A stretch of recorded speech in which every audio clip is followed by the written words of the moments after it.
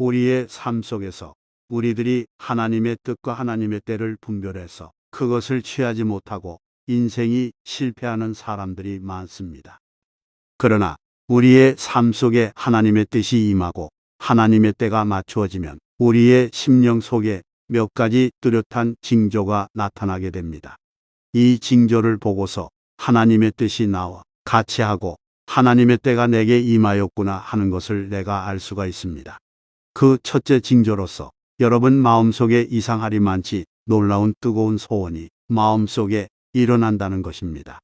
성경 말씀 빌립보서 2장 13절에 보면 하나님께서 우리 가운데 역사하셔서 자기의 뜻을 위하여 우리의 마음속에 소원을 일으키셔서 행하게 한다고 말하고 있습니다. 여러분이 하나님의 뜻과 하나가 된다면 여러분 마음속에는 이전에 체험하지 못한 뜨거운 소원이 일어나기 시작하는 것입니다. 오늘날 우리가 하나님께 기도할 때 무슨 일이든지 하나님의 뜻에 맞지 아니하면 기도하는데 머릿속에서는 이것을 이대로 실천해야겠다고 생각하겠지만 마음으로는 소원이 일어나지 않습니다. 머리로서는 그렇게 해야 된다고 생각하면서 마음으로 기도하면 마음에 일체 소원이 일어나지 않습니다. 마음에는 그와 정반대인 것입니다. 머릿속의 생각과 마음의 소원이 정반대인 것입니다. 하나님의 일은 여러분의 소원과 일치해야 하는 것입니다. 그렇기 때문에 우리가 어떠한 일을 두고 이것이냐 저것이냐 하나님의 뜻을 분별하지 못할 때에는 기도하고 하나님 앞에 기다리면서 내 마음속에 어떠한 소원이 불같이 일어나는가를 살펴보아야 하는 것입니다. 그렇다면 하나님 주시는 소원의 특징이 무엇입니까? 하나님이 주시고 하나님이 길을 여시는 소원은 시간이 지나갈수록 점점 더 뜨거워지는 것입니다. 그러나 인간적인 소원은 하나님께 기도하고 있으면 사라집니다. 마귀가 가져다준 유혹과 탐욕의 소원은 기도하고 금식하고 회개하고 철회하며 기다릴 때 마음속에서 사라지고 마는 것입니다. 그러나 하나님의 뜻은 시간이 갈수록 우리 마음속에 마치 저 등대의 밝은 찬란한 빛처럼 빛납니다. 이 소원의 불빛이 우리 마음속에서 비쳐나오기 시작할 때 이것은 하나님께서 우리를 인도하시는 징조가 됩니다.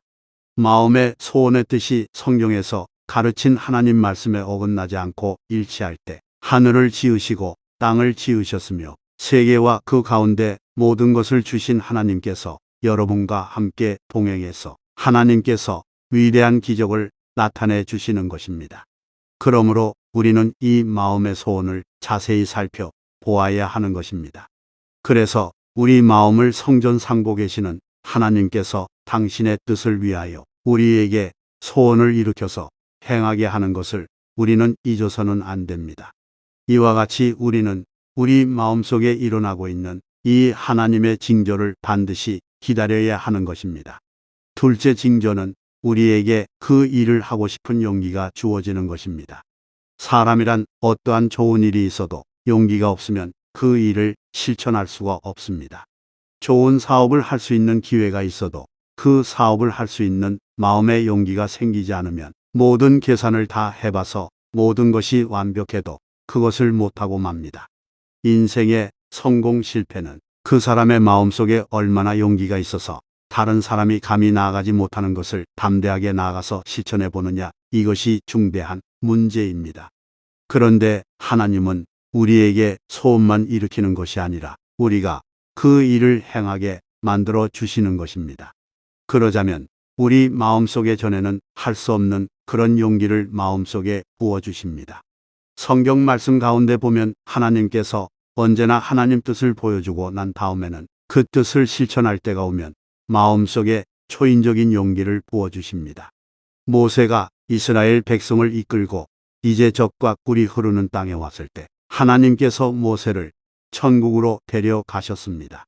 그리고 여호수아를 세워서 모세의 후계자가 되어서 이스라엘 백성을 인도하여 젖과 꿀이 흐르는 땅으로 인도하게 하셨습니다.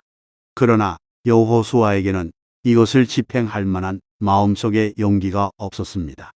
그래서 하나님께서는 여호수아 1장 9절에 보면 내가 내게 명한 것이 아니냐 마음을 강하게 하고 담대히 하라 두려워 말며 놀라지 말라 내가 어디로 가든지 내 하나님 나 여호와가 너와 함께 하느니라 하시니라. 이와 같이 반복하여 말씀하시므로 하나님은 여호수아에게 강하고 담대히 하는 용기를 주어서 그래서 상상할 수 없는 일을 행할 수 있도록 만들어 주신 것입니다. 다윗을 보면 이것을 더 잘 알 수 있습니다.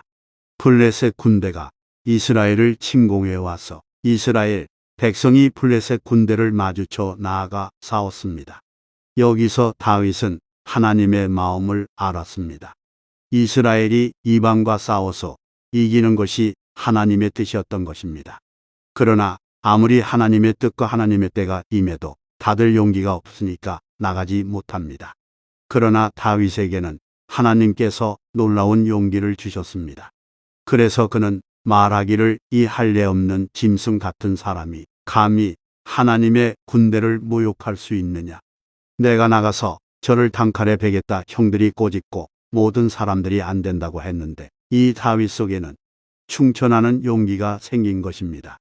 이것은 다윗 스스로가 만든 용기일 수 없습니다.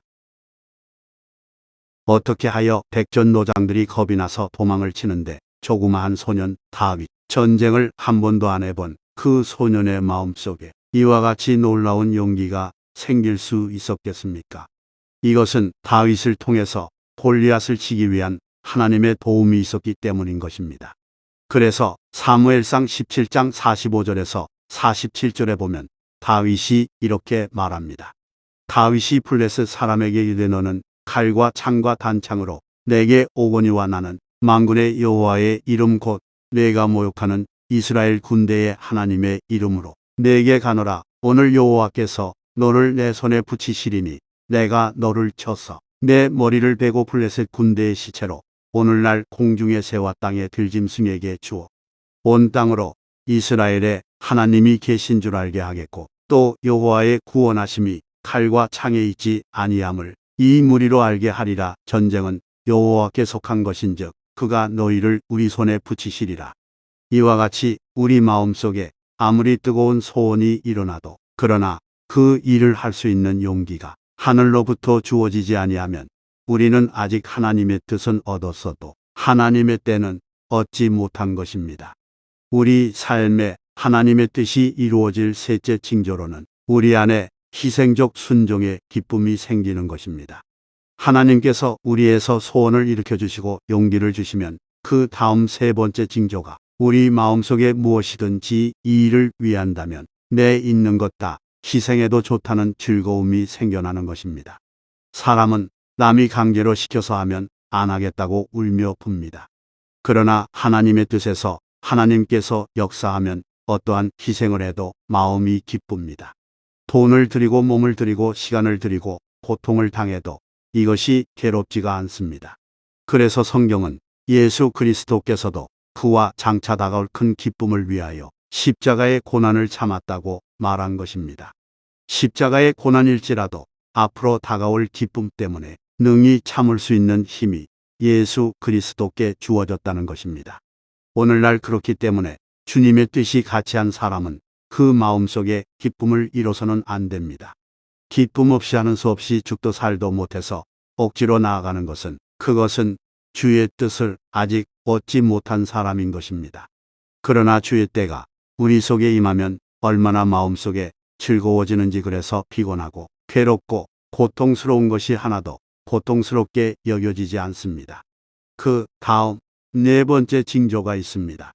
하나님의 뜻이 이루어질 우리 삶의 문이 실제적으로 조금씩 열리기 시작한다는 것입니다. 우리가 마음속에 기도할 때 하나님은 소원이 일어나고 그 다음 우리가 하나님께 기도할 때 용기가 주어지고 그 다음 또 내가 어떠한 희생을 지불해도 후회하지 않겠다는 마음의 즐거움이 마음속에 끌어오를 때 그 다음 엎드려서 기도하면 하나님께서 우리에게 시키신 일에 기적적으로 문이 열리기 시작하는 것입니다.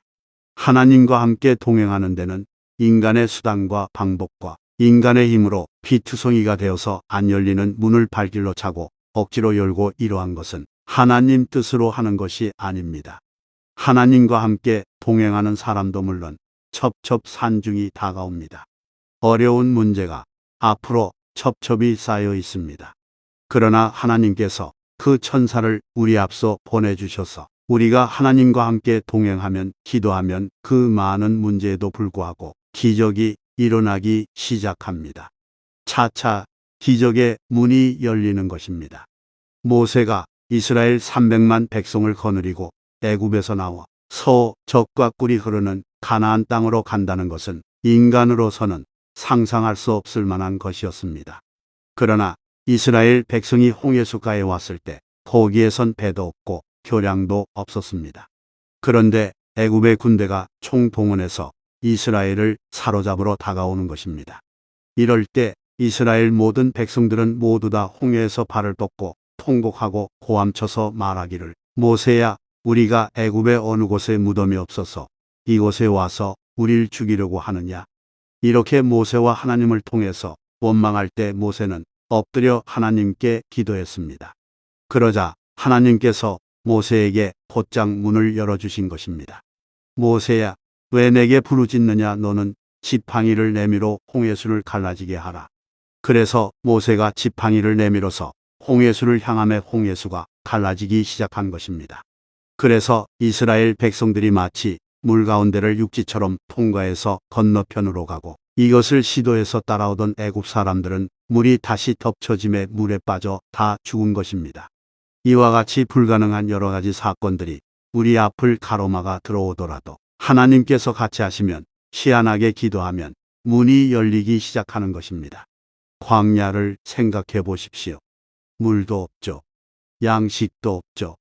그런 가운데 300만을 거느리고 모세는 40년 광야를 방황했습니다. 인간으로서 상상할 수 없는 일입니다. 그러나 하나님이 이해했으니까 바위에서 물이 솟아오르고 공중에서 만나가 내려오고 옷이 떨어지지 아니하고 신발이 닳지 아니하고 그들에게 약한 자나 병든 자가 한 사람도 없었다고 말하고 있습니다. 하나님께서 그들에게 귀한 길을 열어주신 것입니다. 그렇기 때문에 우리가 하나님의 뜻을 알고 하나님의 때를 따라서 무슨 일을 하면 어떠한 어려움이 다가와도 그 어려움 때문에 우리가 망하지 않습니다. 우리가 기도할 때마다 하나님이 응답하여 주셔서 그 손길을 베풀어 주시는 것입니다. 이래서 그 따르는 표적으로 말씀을 확실히 증거하여 주시는 것입니다. 예레미야서 33장 3절에 너는 내게 부르짖으라 그리하면 내가 내게 응답하겠고 내가 알지 못하는 크고 비밀한 일을 내게 보여주리라고 말씀한 것입니다. 우리 하나님께서는 우리를 위해서 예비한 하나님이신 것입니다. 우리가 기도할 때 그 신기한 능력으로 이 크고 비밀한 일을 보여주셔서 우리를 승리하도록 이끌어가기를 원하시는 것입니다. 그렇지만 오늘날 너무나 많은 사람들이 분명하게 하나님의 뜻을 알고 생활하지 못하기 때문에 그들의 생활 속에 낭패를 당하고 실망을 합니다. 하나님은 우리 속에 우리와 함께 살기 때문에 우리를 하나님의 계획과 뜻대로 이끌어 주기를 원하십니다. 하나님은 우리와 같이 주무시고 같이 깨어나고 같이 일하십니다. 하나님은 우리 속에 계십니다. 우리와 함께 인생을 살기를 원하십니다. 그러므로 우리가 하나님의 뜻을 분명히 알고 하나님과 손을 잡고 승리하는 삶을 살기를 원하시는 것입니다. 그러므로 언제나 무슨 일을 하든지 먼저 하나님의 깊으신 뜻이 여러분의 마음 가운데 소원으로 나타나는가를 살펴보십시오. 그 다음 둘째로 하나님께서 이 일에 용기를 부어주시는지를 살펴보십시오. 셋째로 어떠한 희생이 다가와도 조금도 후회 없이 즐거움으로 여러분의 인생을 내던질 수 있는지 생각해 보십시오. 넷째로 여러분이 기도할 때 하나님께서 여러분 앞에 길을 실제적으로 열어주시는가를 살펴보십시오. 이것이 통과되면 하나님의 뜻은 여러분에게 부어지고 여러분은 하나님의 도움을 얻는 것입니다. 이 길을 향하여 걸어가십시오. 그러면 여러분은 틀림없이 크고 비밀한 일을 여러분 삶 속에 체험하게 될 것입니다.